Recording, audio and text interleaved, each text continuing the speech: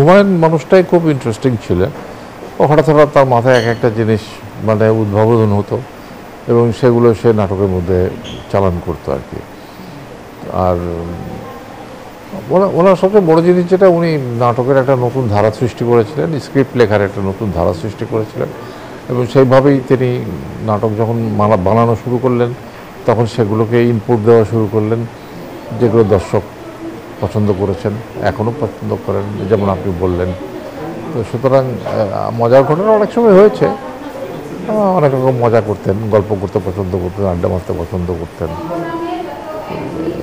এইরকম আর কি। যেমন ধরেন একবার মনে আছে আমার যে অয়ময় নাটকের শুটিং হচ্ছিল ময়মনসিংহে। আমরা রাত 10টা-11টা পর্যন্ত ময়মনসিংহে শুটিং করেছি। ময়মনসিংহ থেকে যখন গাড়িতে করে ঢাকায় আসছি তখন ওই ন্যাশনাল পার্কের এখানে আসা যখন এলাম তখন একজন গাড়ির ভিতর থেকে একজন বলল, হুমায়ুন ভাই, এখানে কিন্তু ডাকাত আছে, এখানে প্রতি রাতে ডাকাতি হয়, গাছ ফেলে দিয়ে গাড়ি থামিয়ে ডাকাতি করে, আপনি কি ভয় পাচ্ছেন? হুমায়ুন বলে, আমি ভয় পেয়ে কী করবো, ডাকাত যদি ধরে তো আমি জিজ্ঞেস করবো, ভাই আপনি অয়ময় দেখছেন? যদি দেখে থাকেন তাহলে একখান কথা, আর যদি না দেখে থাকেন তাহলে যা খুশি তাই করেন। এই হলো হুমায়ুনের চরিত্র আর কি।